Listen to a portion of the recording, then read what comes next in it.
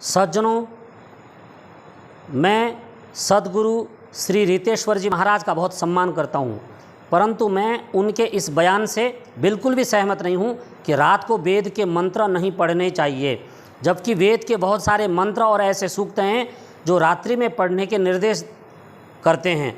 एक मंत्र तो मैं आपको प्रमाण के रूप में देना चाहता हूँ कि जब हम लोग सोते हैं तो मंत्र पाठ करते हुए सोते हैं। ओम अग्ने त्वगुं सुजागृहि वयगुं सुमंदिषीमहि रक्षाणो अप्रयुच्छन् प्रबुधेन पुनस्कृति। हे जगदीश्वर, आप रात भर जाग करके हमारी रक्षा करना, हम सोने जा रहे हैं और हमें प्रातःकाल शीघ्र जगा देना। इस प्रकार के बहुत सारे मंत्र हैं जो वेद के रात्रि को ही पढ़ने का निर्देश करते हैं, परंतु श्री रीतेश्वर जी महाराज कहते हैं कि वेद के मंत्र रात को नहीं पढ़ने चाहिए। दूसरी बात, रीतेश्वर महाराज जी एक और बात कहते हैं कि रात्रि को विवाह नहीं होना चाहिए, तो वे उन पंडितों से पूछें जो पंचांग में रात्रि का मुहूर्त निकालते हैं।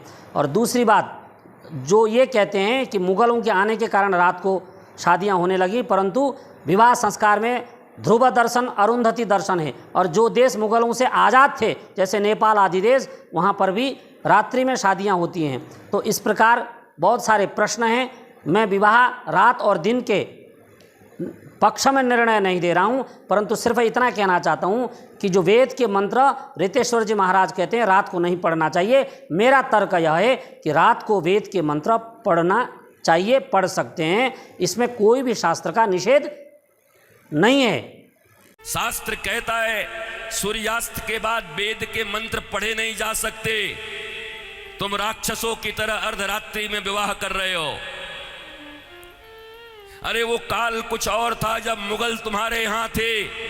रात के अंधेरे में बहू बेटियों को उठाकर ले जाते थे, दिन के उजाले में ले जाते थे, तो रात में छुप छुप करके अंधेरे में विवाह कर दिया करते थे।